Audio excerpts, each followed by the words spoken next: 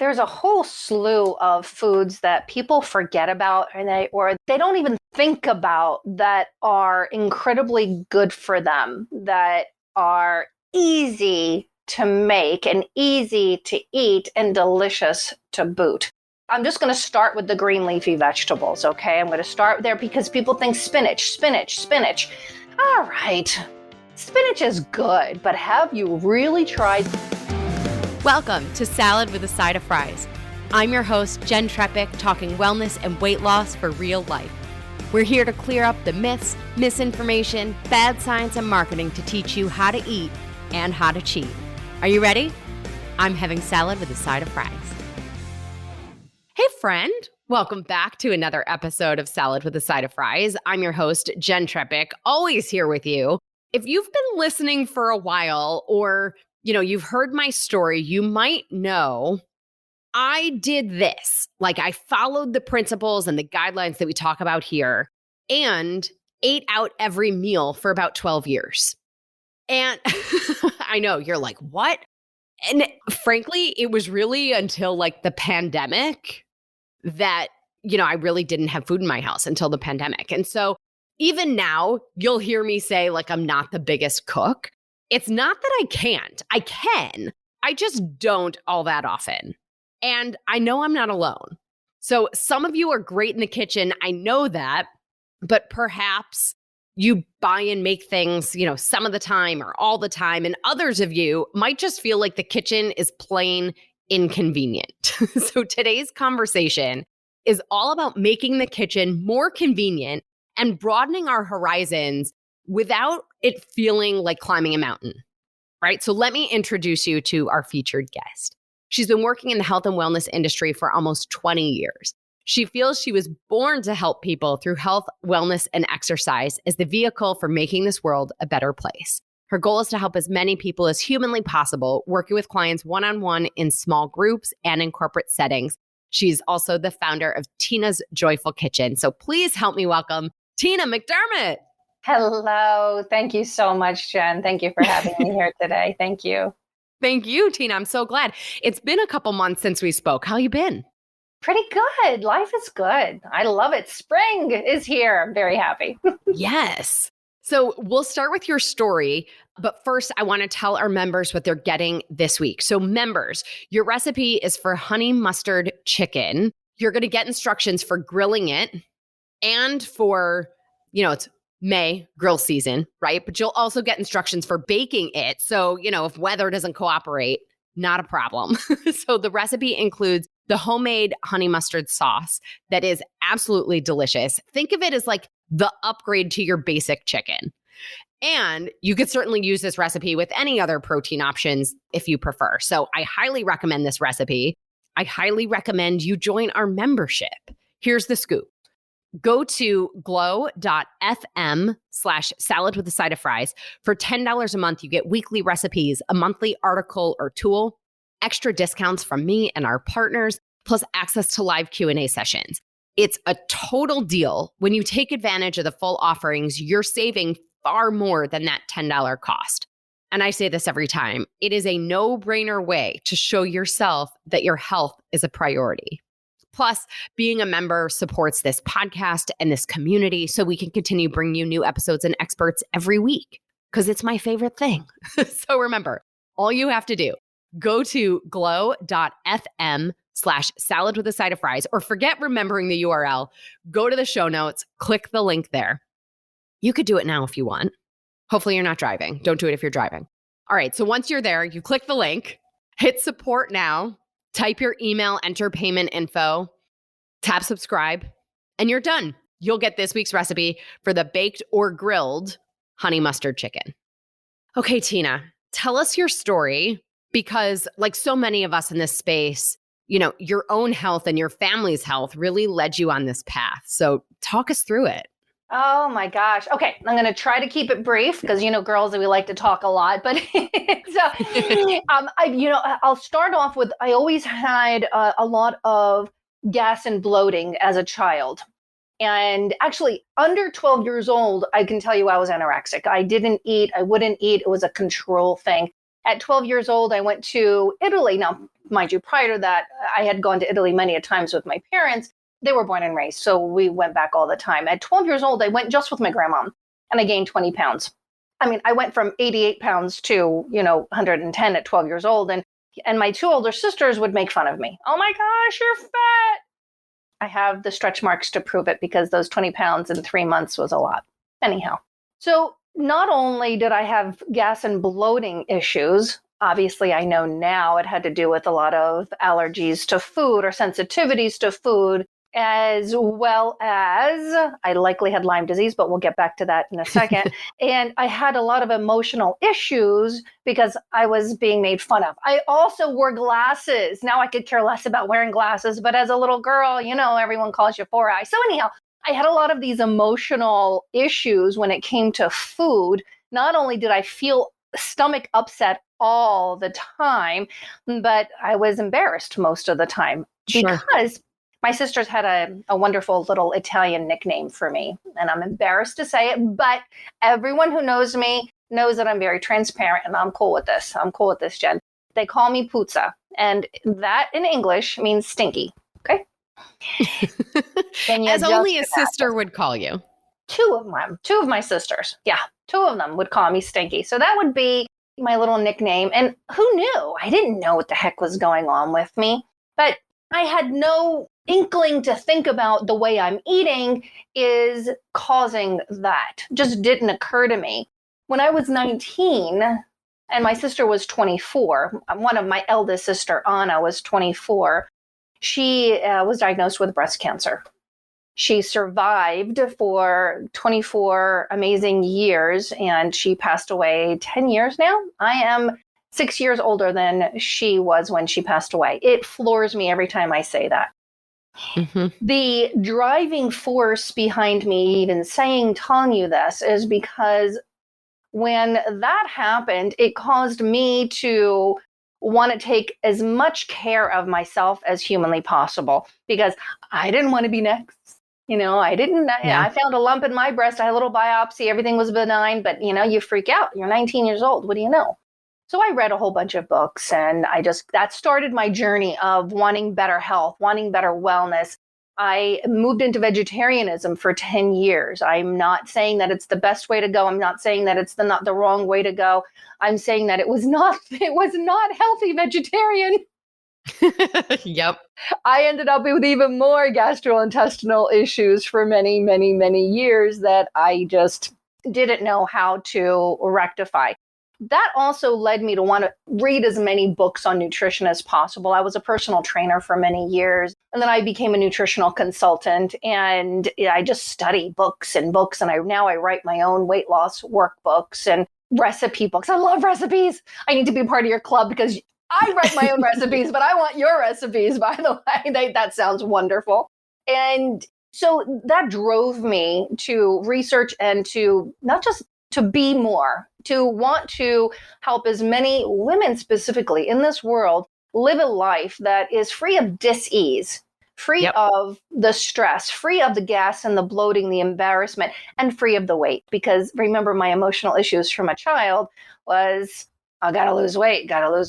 My sisters always made fun of me. So that was a big piece. And to round out my story, I was mid-30s. I think I was already married. I found that I had Lyme disease and it was chronic.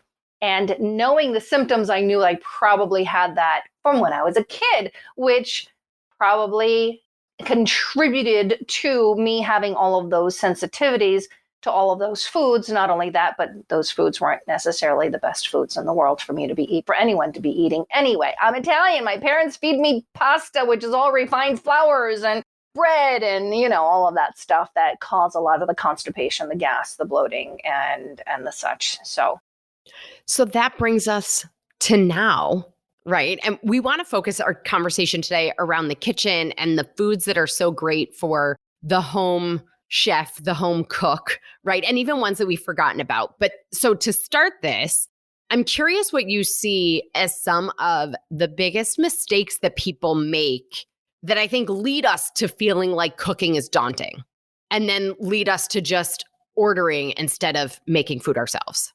Okay, so I love this question. First of all, I want to say something. The pandemic has been a blessing because people are back in the kitchen. I love it. But I know people are like, blessing? Are you crazy? No, but people are back in the kitchen. I'm Italian. I've been in the kitchen my entire life. That I tried out some of those meals that you get that are kind of packaged, but you The have delivery kits. That's it. Thank you. I don't remember the name of it, but I tried a couple of different companies. I said, I'm going to figure this out. So I got them and I found that more daunting than just going to the grocery store, getting what I want, and cooking my simple way of cooking. It was so open this little tiny packet, open this little tiny packet. And then I had to read the instructions. And it was so daunting. I stopped. I'm like, I'm done. I'm done with all of these companies. I'm done with this. I'm going back to, and I was eating more calories, believe it or not, because I don't normally add sour cream. I don't normally add whatever those extra sauces were.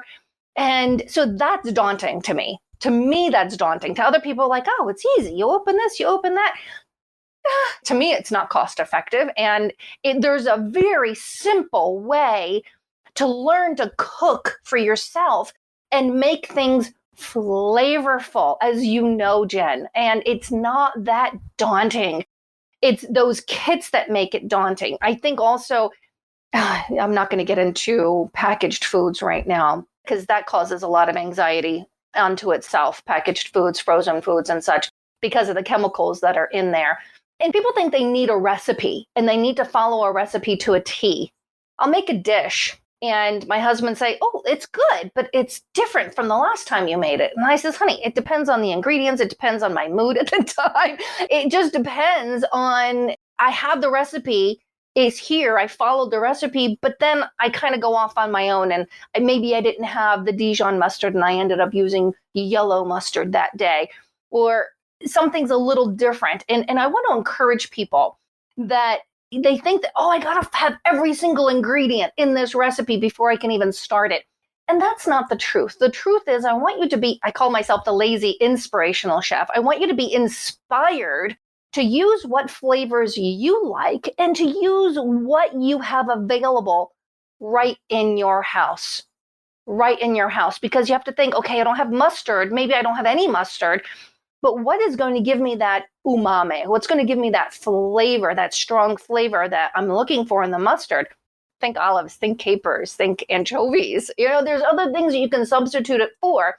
And maybe there's a little bit of things that you need to learn, but don't think you need to have every single thing that's on that recipe in order to make a recipe happen. You got chicken? Great.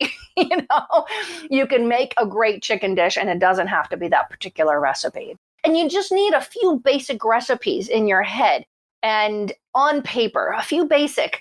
The rest of them, put them in a book. It's fine. If you want to make something fancy, like I make this wonderful braised chicken that takes a couple hours to do that braised chicken.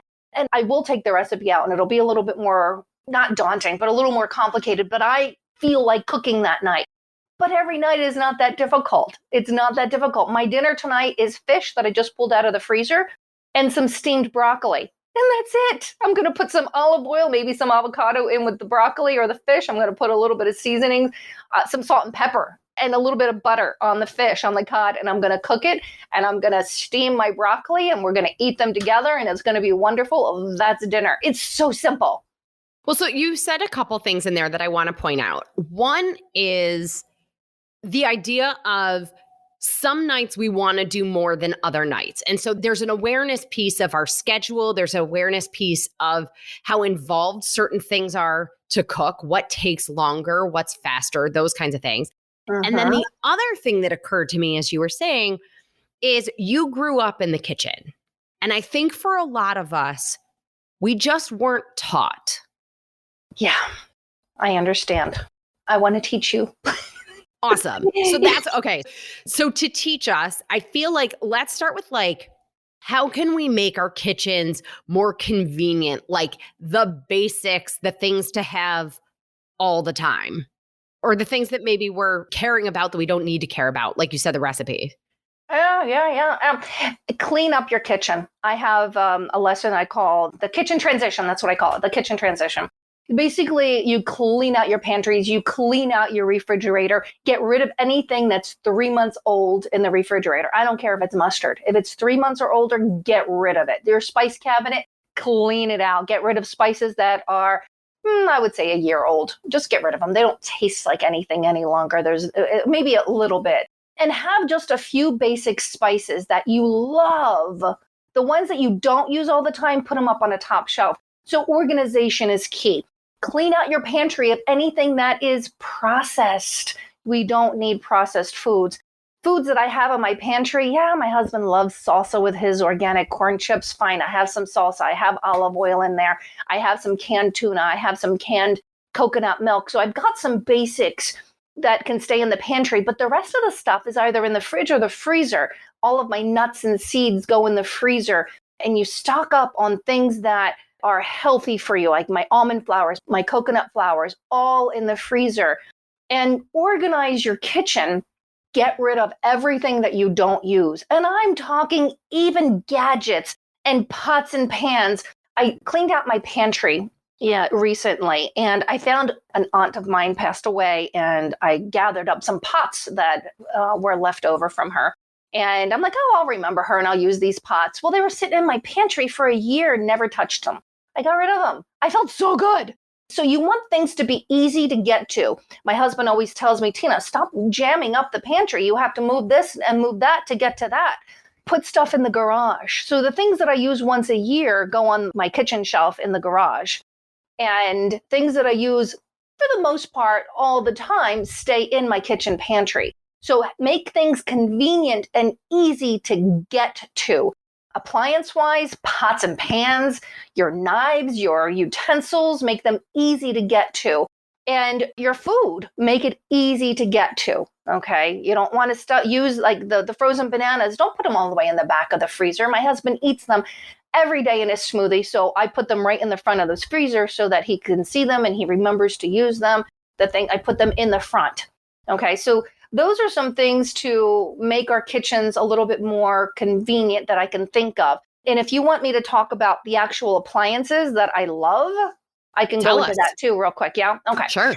Sharp knives. Number one, sharp knives, sharp knives, sharp knives. A dull knife is a dangerous knife. So make sure you get really good knives, even if it's just 2 knives, a paring knife and a chef's knife, and get them sharpened once a year. Okay? Do not put them in the dishwasher, and you wash them by hand. The second thing that I absolutely love, stays on top of my stovetop all the time, lives there, is my cast iron skillet. I actually have a small one for 2 eggs. I can fry eggs in it, and a large one. Those are the 2. They sit on top of my stovetop. I use that all the time. I've gotten rid of the wok. I've gotten rid of the bamboo steamer. I've gotten rid of all the other pots and pans that I do not use. I have a steamer pot that, it's a pot that has holes in it that sits on top of the other pot that you boil water with the lid. So I use it all the time. It normally sits in my strainer because I use it. I asked my husband, do you want baked cauliflower tonight or steamed cauliflower? I don't know why I ask, because I know the answer every single time is he wants it steamed because he loves his olive oil vinegar and balsamic vinegar and salt and pepper on it.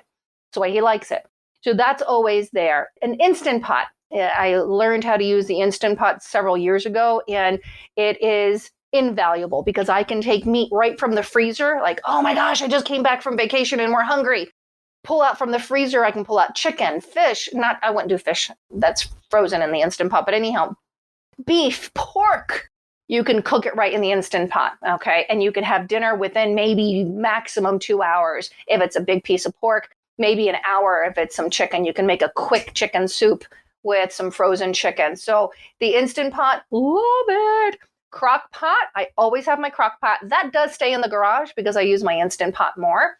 And I'm making a special pork, Kahlua crock pot pork. So instead of, having a fire pit for my pork, I'm going to do it in the crock pot. So I love my crock pot. Invaluable tool. What other tools do I find super, super, super valuable that I just couldn't live without?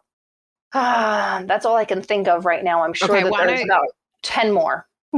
Totally fine. I want to go back to the Instant Pot because you said you learned how to use it. Mm-hmm. I think that's all it's a piece. We buy these things. Uh-huh. We don't really know what we're doing with it. We then potentially end up not using it. So 2 or 3 quick tips for us of how to use the Instant Pot well. Love it, love it, love it, love it. I bought my Instant Pot. It sat on the bench in my kitchen for a couple of months. My puppy opened it up. And I'm like, well, I guess it's time for me to learn it and use it and love it. And I absolutely love it. So a couple of tips. There's a plastic gasket on the inside of the lip. You make sure that you take that out, you wash it, you dry it, and do not set it back in until you're about ready to cook. Think about, let's just talk about hard-boiled eggs, okay? You're going to put a little bit of water, a cup of water. You're going to put your eggs in a basket that's specifically made for the Instant Pot. If you don't have that, you can set them right in there. It's just, you're just going to have to use a slotted spoon to take them out. You put the lid on and then you hit the pressure cook. It's only 5 minutes, so you put it on 5 minutes. Now, Instant Pot does not save you time most per se, but it saves you time away from having to sit on top of it, okay? So you turn it on for 5 minutes and then you let it sit for another 5 minutes. And then you take a kitchen towel and you throw that over the gasket and because steam burns, and you just lightly tap on it and turn it towards you to release the steam inside the towel so you don't get burned. Some recipes call to allow it to just sit for an hour and let it release naturally. But if you need to get those eggs out, which you do, then you throw the towel on top there and release the steam. Okay. And then, of course, you can take the eggs and put them in your ice bath and eat them. They're wonderful. I had them for lunch today. So that's what it was top of mind. The other thing that I love, love, love about the Instant Pot is bone broth is amazing for not just your digestion, also for connective tissue, for your skin. It's wonderful. Anytime you get a product that's collagen you put on top of your skin, it's as good as rubbing raw chicken on your skin. You need to eat it. Okay. So I make bone broth in my Instant Pot that would normally take me 8 to 12 hours stovetop and stink up the whole house. Not to stink, well, it does. In the Instant Pot, 2 hours. And I have Awesome. bone broth. I make it once a week. Love my bone broth. I eat it. My dogs eat it. My husband eats it. You put it into everything that you make, bone broth. So those are my tips on the Instant Pot. Awesome. And then going back to some of those staples, and you were talking about little things that are big flavor, right? So herbs to keep around, some of those ingredients. Talk to us about like your favorite herbs, the stuff that's the most convenient that you keep, handy and use, most days. I'm laughing because it is so simple. It's so simple. Sea salt and freshly ground black pepper and fresh garlic is always sitting on a little Lazy Susan on my countertop, along with a small bottle of organic extra virgin olive oil and, of course, my husband's favorite balsamic vinegar. Those are my staple seasoning. And you're like, Tina, that's boring. No, it's not. When you have freshly ground black pepper, the flavor profile is so different than I had dental issues and I had a tooth removed and I couldn't eat the freshly ground black pepper and I had to go back to the ground pepper. I'm like, bleh. it's black because I didn't want anything getting stuck in that tooth. So I'm like, blah. It's like blah. That's all I can say. The other seasonings that I love is all of the Italian seasonings. I literally just get it from the market and it's Italian seasonings. It's got basil and marjoram and thyme and oregano and parsley all dried up. I always, always, always have a mix of Italian seasoning in a jar in my pantry. The other seasonings that I like and I use kind of often is my Mexican spices that I mix up myself and some Indian spices that I mix up myself. Or sometimes I'll just buy the garam masala and I'll use that. But those are like my staples. Awesome. And then, I think a piece of resistance to the kitchen is time, right? So we talked about the Instant Pot, but you're also queen of cook once, eat twice, right? And salads in a jar. Talk us through a couple of your time-saving ideas. Okay, I want to say back to the Instant Pot for a second. I almost forgot to tell you this. I love that because I'll turn the chicken on with whatever soup I've got going on or whatever's going on. I'll go for a walk. I don't have to watch it. I forgot to say that. So you can have more time for yourself to do other things for self-care than having to be in the kitchen. Super easy clean up. Salads in a jar, soups in a jar. I work from home And even so, I have a hard time breaking away from my clients and my workload to go downstairs and take everything out of the refrigerator to make a salad for myself. I won't do it. I will end up, I know me, I will end up not eating my vegetables like I'm supposed to unless I make my salads in a jar. So I'll pull out probably 3 mason jars, and I'll put my dressing at the bottom of the mason jar. And my dressing is, guess what? Olive oil, balsamic vinegar, sea salt and black pepper. About 2 tablespoons on the bottom. Then I'll put in hard, crunchy vegetables like celery or carrots or what other hard, crunchy vegetable I have in the house. It all depends. What do I have? What do I feel like that week? What's fresh at the market? And on top of the hard, crunchy vegetables, you can start putting things like tomatoes. I love the little baby tomatoes, olives. And then on top of the harder stuff, the less hard stuff, you can put soft vegetables like mushrooms or maybe some scallions. You can throw those in anywhere, the harder vegetables. Just think harder vegetables, less hard vegetables, softer vegetables. And then the protein goes in. You want the protein next, and your protein can be chicken from pulled chicken from a rotisserie chicken. Hard-boiled eggs are some of my favorite. They're easy, easy, easy. And tuna fish, throw it right in there. If you don't want it in there, it's okay to have the tuna on the side and open it the day of. When it comes to tuna, I always do it separate. I don't like it in my salad in a jar. And then on top of that, lettuce goes on top. And if I love goat cheese, so I'll put a little bit of goat cheese at the top. So I have them in the fridge. When I'm ready to eat in the summertime, oftentimes the pool is right around the corner for me, and my niece is there with the 2 little ones that I love. I'll grab a salad, throw it in my cooler, put my beach hat on, and I'll go there and have lunch with them. I'll eat it right out of the jar. You shake up the jar right before you're about to eat it and put your fork in and eat. Or you can dump it into a bowl if you want more of a bowl feel versus eating it out of the jar. Wide mouth mason jars. And make sure you get the plastic lids to go with the wide mouth mason jars, because I don't like the metal ones. They rust, and we don't want rust in our bodies. I don't like them. I hate them. My sister loves them. I give them all to her.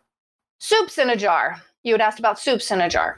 Same thing, concept. You get smaller, squattier little jars or peanut butter jars, glass ones, that have the little gasket on the inside. Some of them have a little gasket on the inside. You save those, you wash them, and you set them all up. And at the bottom, you're going to put in a bouillon of sorts, whether it's bouillon or miso paste, organic miso paste, something that's got good flavor.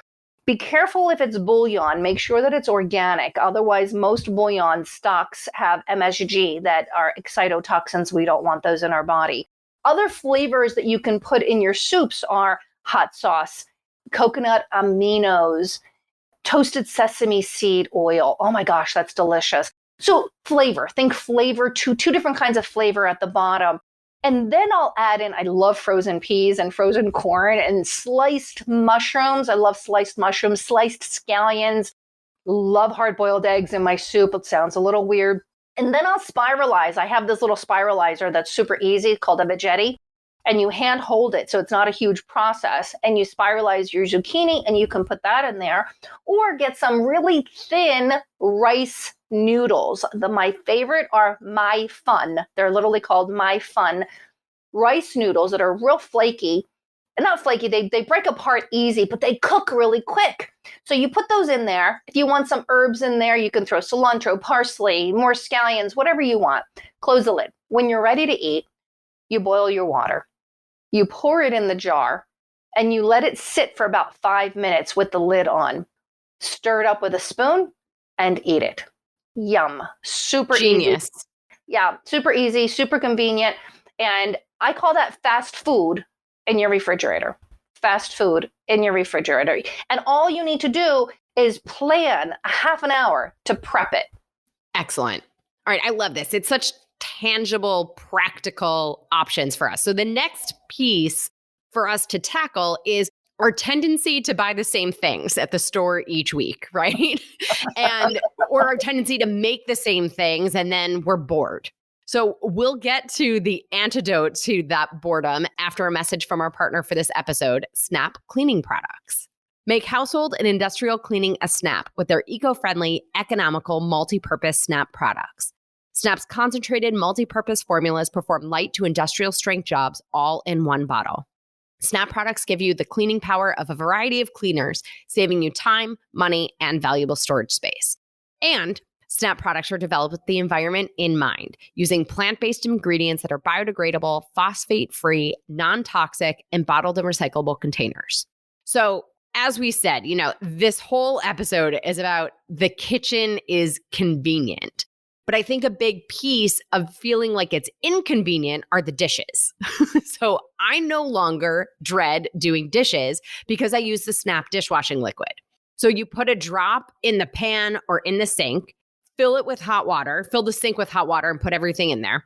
Let it sit for a couple minutes, maybe while you tidy up the rest of the kitchen or even do it while you eat. Then when you come back, everything just wipes clean.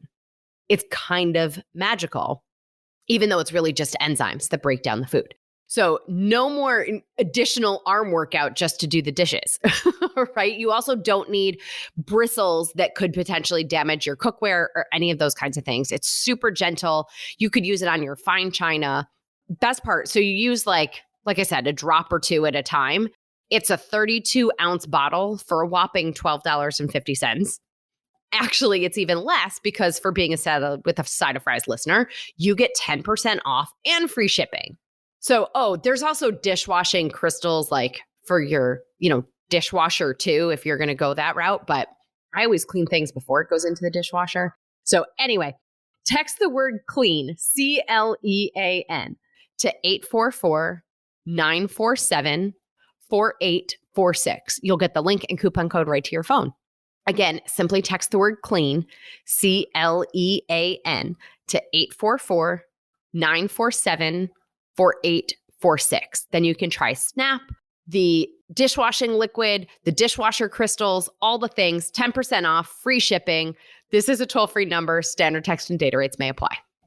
All right, Tina, our favorite part of this conversation, right? The forgotten foods. So when you and I last spoke, we went down this rabbit hole of, forgotten foods. So what are some that, everybody can really add to their regular repertoire so we don't get bored? I think there's a whole slew of foods that people forget about or they don't even think about that are incredibly good for them, that are easy to make and easy to eat and delicious to boot. I'm just going to start with the green leafy vegetables, okay? I'm going to start there because people think spinach. All right. Spinach is good, but have you really tried Swiss chard? Oh my gosh. Swiss chard is such a creamy, delicious, amazing green that is easy to make. It's just so easy. Yes, you can just steam it, olive oil, salt, and pepper. There you go, right?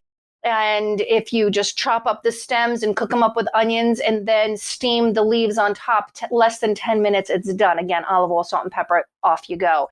So Swiss chard, not only that, it's chock full of nutrition. I would say probably 10 to 20 times more nutrition than your regular spinach. Spinach is great. I love spinach. I found at the supermarket, they have this spinach arugula mix. Yum. Love my arugula. You're going to get so much more nutrition from the bitter of the arugula. And they mix it with the spinach because the spinach is sweet and it tames that arugula. So I don't know how many of your listeners eat arugula or think about arugula, but eat it. It's wonderful because it helps to detox the liver. And it's going to give you a lot more. Anything that's bitter is going to help with detoxing the liver, like dandelion greens and such. So if you are afraid to eat a green like arugula, mix it with something that you like. Same thing with the dandelion greens. Wonderful to detox the liver. Cook them up with your Swiss chard and or kale. Make a mix of it. Mustard greens, same thing. Mustard greens to me are a little, I love arugula, but mustard greens are a little on the sharp side, but when I mix them with the other greens, they are wonderful. So it's the same way. You just chop the stems, get the stems off, cook them up with some onions, a little bit of olive oil, low heat, not too hot, medium heat. Let's say medium heat. Once they're translucent, you chop up all of the leaves, you throw them in, put a little bit of water, like a quarter cup of water, maybe less, put the lid on and check it in 8 to 10 minutes. You're steaming it. Turn the heat down a little bit. So I think those greens are forgotten, and they are just amazing. Oh, and look, I eat cheese, I eat everything in the world, but I found nutritional yeast, which is Love it. typically, it's typically like a vegetarian type food, but you don't have to have it just as a vegetarian. You can be whatever kind of eater you are. Throw some nutritional yeast in with those greens, and you will get such a huge flavor profile. So I think those the greens are a huge forgotten food. Don't just do spinach.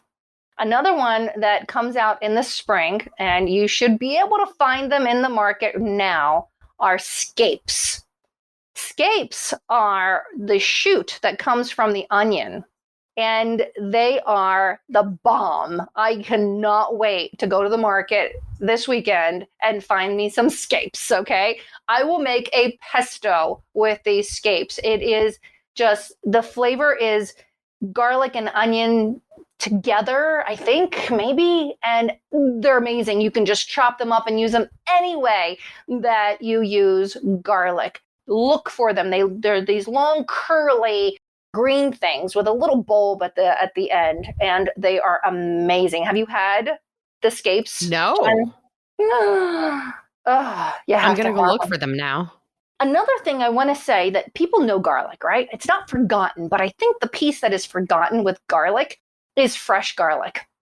Garlic itself is antiviral, antimicrobial, antibacterial when it's eaten fresh. And I'm not saying eat raw garlic. I'm saying have in your kitchen fresh garlic all the time. Even if you have to get one of those garlic presses. I use garlic press all the time. The powdered garlic, the garlic salts, too much salt. You don't need that. The garlic powder is that garlic, that wonderful immune boosting garlic with high heat. There are no immune boosting properties left in it. Even the flavor, you get an eighth of the flavor of what you'll get in the actual garlic. So fresh foods. And I want you to think fresh foods. Other foods that I think are forgotten that need to be eaten are teff. Teff is a black grain, and it's probably about 100 seeds of teff can fit into one wheat kernel. They're tiny. And teff comes from Ethiopia. It is, people think, oh, quinoa and all that. Quinoa's great. I love quinoa. Just make sure you rinse it before you cook it. But teff has got this amazing nutty flavor that will have your senses just jumping for joy. It's amazing. It's an amazing grain. I don't eat a ton of grains, I can tell you that. However, when I do have grains, I make sure that I soak them and I cook them in the pressure cooker. It neutralizes the phytates. I don't need to get into all of that, but it helps me with my digestive issues. Another grain that is completely forgotten, I think people are coming onto it now these days, but it's called farro, Farro. And it's a cousin to wheat that has not been, I'm going to use the word bastardized. I was just going to say the same thing. Yes, that has not been bastardized, okay? And if you get, they're ancient grains, they're not huge fields, massive fields of them. There's not a ton of pesticides on them. And it has a nutty flavor. I don't know about you, but I just am in love with nuts and anything that has nutty flavor, I'm all over it. Farro, I discovered in Italy when I was living there, and it's hard to find in the United States, but more and more over the years, you're able to find farro. So if you find it, eat it. It's wonderful. Try that. All right. Other forgotten foods. When was the last time you ate leeks? Only in a restaurant, and it's been a long time. Leeks are so yummy. They are so yummy. You just have to wash them really well because the way that they grow, they don't grow like an onion, even though, it has rings to it. It grows and it has dirt in between. So I will say it's a little pain in the butt, but if you slice the whole thing lengthwise in half and soak it in water and just use your fingers and rub out any of the soot, cook that up any way you'd use onions, or make a leek soup, potato leek soup, or just leek soup. Leeks are wonderful. I just don't think people eat them enough. And they don't think about leeks. They're wonderful. They're tasty, delicious. And that's all I can think of right now. Rhubarb is another one. Oh, rhubarb. I love rhubarb. You have to cook it. You cannot eat it raw.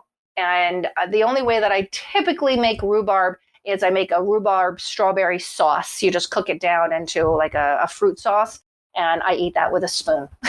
I eat that with a spoon. Yeah, it's really good. I just don't think people eat it enough. They're like, oh, what is that? What do I do with it? It's easy. Get it, you wash it, chop it up, and you can boil it with some strawberries, a little bit of water. Not boil it, just put it in with a little bit of water and constantly stir it, and put a little bit of, I use monk fruit, a little bit pinch of salt to sweeten it up. You can use some honey if you want. It's wonderful. Rhubarb. All right, that's all I have on my list of forgotten foods, unless you've got others for me. No, I think part of what makes those so interesting, first of all, like the rhubarb is super seasonal, right? Like the scapes you talked about are seasonal. So I think that's also a piece of, there are websites that you can, Google what's seasonal where you live even, to help change things up, I think. Yeah. All right. I'd be remiss if I didn't ask you this question before we get to our rapid fire.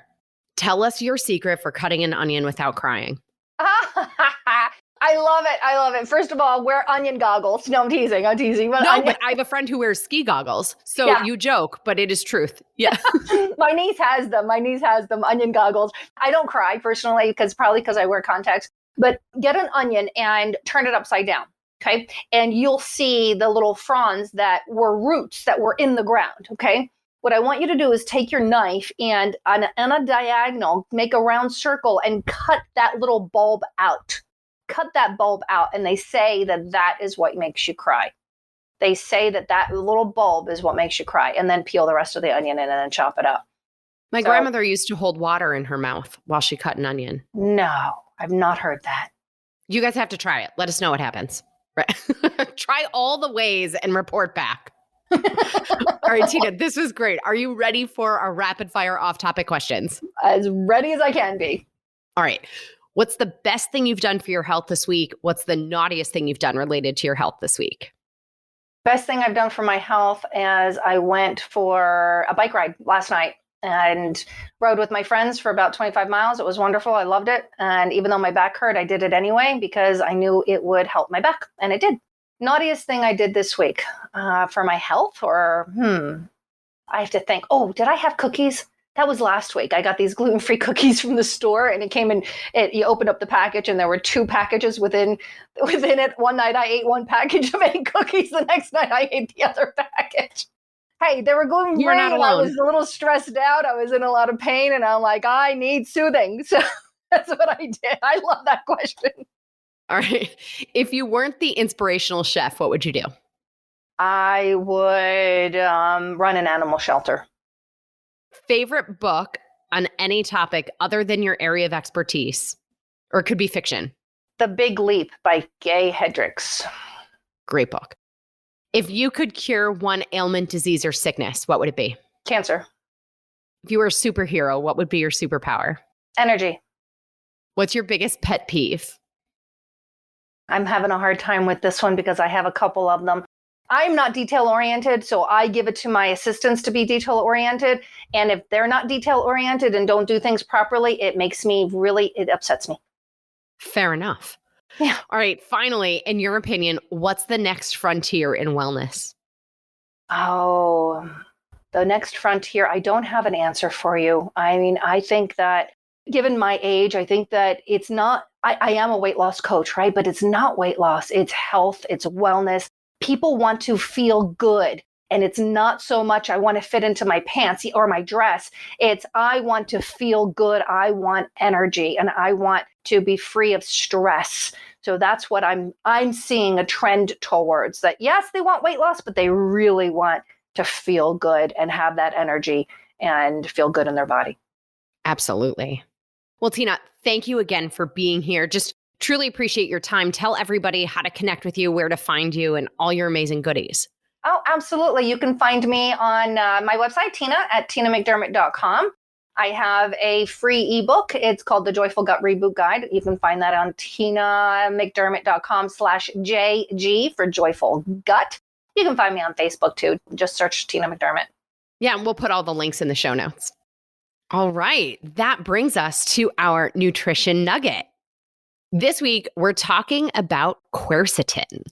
So this was one I actually didn't get to cover it in our episode that was the supplements Q&A. And I was surprised actually because I heard it was the number one most Googled nutrient in 2021. So let's talk about it. What is quercetin? What does it do? How do we get it? All the good things. So quercetin is really, it's like flavonoids, which we hear about all the time. So it's found naturally in foods, in plants, like onions, apples, berries, sometimes in teas, red wines, you'll see it. Some trees, like Japanese pagoda tree. And it's essentially an antioxidant, which we've talked about plenty of times before. So antioxidants help fight oxidative stress or squander free radicals. And in English, I know, this means that essentially it helps fight inflammation. What's also interesting about quercetin and why I think it was so highly searched last year was because it is certainly connected to our immune system and can help maintain cellular health. So a really unique factor of quercetin's function in the body is its action as a zinc ionophore. So let me English again, I promise. So this means, quercetin assists our body in using zinc. So it helps transport the zinc across the lipid membrane of cells, right, in the body for healthy aging and supporting a healthy immune system. So it bears repeating, right? This is one of the most abundant flavonoids in foods, which means that we can get it from our food choices. It certainly depends on the types of food, the amount of food that somebody's eating. And for reference, right, the average daily intake of quercetin absorbed by the body is thought to be about between like 10 and 100 milligrams. So 10 to 100 milligrams is about what our body absorbs based on our nutrition choices. And when we look at the research, the health benefits seem to require more than that dosage. So let's look at some of these studies. And I want to preface this to say, we need more research. What's here is interesting and promising, and we need more. We need more human studies. We need more studies on all of it, but it's interesting. So I'm repeating again that it's an antioxidant. And when we think of antioxidants, right, we're thinking of protection against free radicals and inflammation. So studies and the claims or when somebody would want to use quercetin is in connection to any sort of state that stems from inflammation, which is really almost anything, but in particular, inflammatory challenges. So studies show that quercetin reduced markers of inflammation in human cells, including the molecules tumor necrosis factor alpha, so TNF alpha, and interleukin 6. So it helps to address total systemic inflammation. And then when we think of inflammation, we often also think of arthritis, allergies are common diagnoses there. So looking at those specifically, a study on 50 women with rheumatoid arthritis for 8 weeks showed participants who took 500 milligrams of quercetin experienced significantly reduced early morning stiffness, morning pain, and after activity pain. With regard to the allergies, there are animal studies and test tube studies which show that quercetin may block enzymes involved in inflammation, therefore suppressing inflammation-promoting chemicals like histamine, right? We think of allergies and allergy seasons, right? Histamine. And one study showed that taking quercetin supplements suppress peanut-related anaphylactic reactions in mice. So again, we need some human studies, but it's promising. So you may also hear about quercetin in conversations about cancer, Alzheimer's, and heart disease. So I want to talk about those. So again, the benefits in these disease states goes back to its antioxidant properties. With regard to cancer, so there was a review of test tube studies and animal studies that found quercetin suppressed cell growth and induced cell death in prostate cancer cells, and similar effects in liver, lung, breast, bladder, blood, colon, ovarian, lymphoid, and adrenal cancer cells. Interesting. Regarding Alzheimer's and even dementia, right? Alzheimer's disease and dementia. So there was a study published in 2015 in Neuropharmacology where they gave mice, so the mice had Alzheimer's disease, and the mice received quercetin injections every 2 days for 3 months at a dose of 25 milligrams per kilogram. By the end of the study, the mice showed a reversal of several markers of Alzheimer's, and the mice performed better on learning tests. In another study, a quercetin-rich diet reduced markers of Alzheimer's disease and improved brain function in mice at early, middle stage of the condition, but the diet had little to no effect on animals with middle to late stage Alzheimer's. So there are pieces of this that we really need to look into more. Another interesting thing, maybe you've heard about coffee connected to lowering risk of Alzheimer's disease. And there's some research showing that it might be the quercetin in the coffee, not caffeine, that's potentially responsible for this potential protection.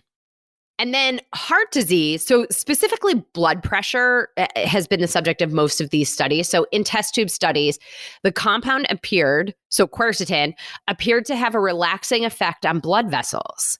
There was a study published in 2001 where they gave mice with high blood pressure 10 milligrams per kilogram of quercetin every day for 5 weeks. The mice, so systolic and diastolic blood pressure values, so the upper and lower numbers, both decreased. The upper number by an average of 18% and the lower number by an average of 23%. This claim, with the blood pressure does have a few human studies. Somebody did a review of 9 human studies, which included 580 people, and found that taking more than 500 milligrams of quercetin in a supplement form every day reduced systolic and diastolic blood pressure. So again, all of these require more studies and more human studies. You may also hear about quercetin to combat aging, improve exercise performance, and blood sugar control. So real quick, because it's, very fitting for the things that we talk about all the time, the fitness and the blood sugar. So on the fitness front, researchers reviewed 11 human studies and concluded that taking quercetin may slightly improve endurance. So they measured this by looking at VO2 max. And while the improvement was statistically significant, it was also described as trivial and small. So, I think it's also worth noting here the median dosage in all these studies was about 1,000 milligrams per day.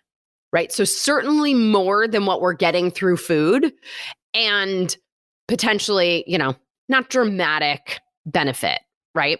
With the blood sugar, though, there's research on both humans and animals, which indicates that quercetin may reduce fasting blood sugar levels and protect against complications of diabetes. So in these studies, it looks like doses were sort of needed to be over 500 milligrams a day, or somewhere between 10 and 50 milligrams per kilogram. And they were taken for a minimum of 8 weeks. So also not overnight, right? And I think just in general, this is all really intriguing. We need more, but maybe you want to try it. So how do we get it, right? As I mentioned at the beginning, quercetin is very common in foods. So some of those foods are onions, apples, grapes, berries, broccoli, citrus fruit, cherries, green tea, coffee, red wine, capers, yellow and green peppers, cooked asparagus, right? You could Google and find more, but I feel like that gives you a great jumping off point. And we also noted, right, eating such foods might give us 10 to 100 milligrams a day. And then we also saw that in the research, the doses were much higher. So we'd have to be eating significant amounts of these foods. Although the other side of that, as we've talked about, and if you haven't heard this episode, it's from early on, the organic, GMO, or local episode, where we sort of talked about the quality of our foods. And that plays into this. So how much quercetin we're going to get from those foods really is a factor of how it was grown and the soil it was grown in. So with these variations, and how much of some of these foods are you going to eat in a day? To see some of these benefits, supplementation might be interesting. So with supplements, we want to look at the formulation so that it will also support the body's use of quercetin. So there's some research showing that quercetin has a low bioavailability, meaning that the body absorbs it rather poorly. So you could look for supplements that also have vitamin C, digestive enzymes or bromelain, or other compounds that can help increase the absorption. Research also shows that quercetin has a synergistic effect. So everything works better, that synergy, when combined with other flavonoid supplements like resveratrol or catechins. And, we've talked about resveratrol before too. So the one I've tried has 300 milligrams of quercetin dihydrate and is formulated with some other antioxidants. So I'll put a link to that one in the show notes if you want to take a look at it or give that one a try. As always, if you are allergic to any of these foods or the ingredients, stay away. Speak to your pharmacist if you are taking any medications to ensure that you are safe from any interactions. And there is some evidence that potentially taking more than 1,000 milligrams of quercetin a day could cause, some headaches or stomach aches or tingling sensations. So be aware, pay attention, use caution. But generally, I think there's a lot of promise here with quercetin. So have a look, see what you think. All right. Tina, thank you again for being here. Just appreciate your energy and enthusiasm. As always, everybody, I'm your host, Jenn Trepeck. Connect with me on Instagram at Jenn Trepeck, JennTrepeck. We also have an Instagram handle for the podcast. So it's Salad with a Side of Fries Pod on Instagram. All other social media, I'm Jenn Trepeck, JennTrepeck. Send a message. I can't wait to hear your takeaways, your ideas, any questions. And these are also the easiest ways to reach out to learn more about working with me to help you reach your health and weight goals. Of course, if you're not already a member, join our membership program by going to glow.fm/salad with a side of fries. This shows your support for this podcast, this community, and above all, supports your health. You'll get this week's recipe for the baked or grilled honey mustard chicken. So remember, your kitchen can be convenient. So do one thing this week to feel ease and joy in your kitchen. Well, friends, that's it for today's episode of Salad with a Side of Fries. Congratulations for making yourself and your health a priority. Thanks so much for joining us. Be sure to click subscribe or follow on your favorite podcast platform. Share us with a friend, and we'll be back next week. Always remember, you deserve it and you are worth it. Happy healthy.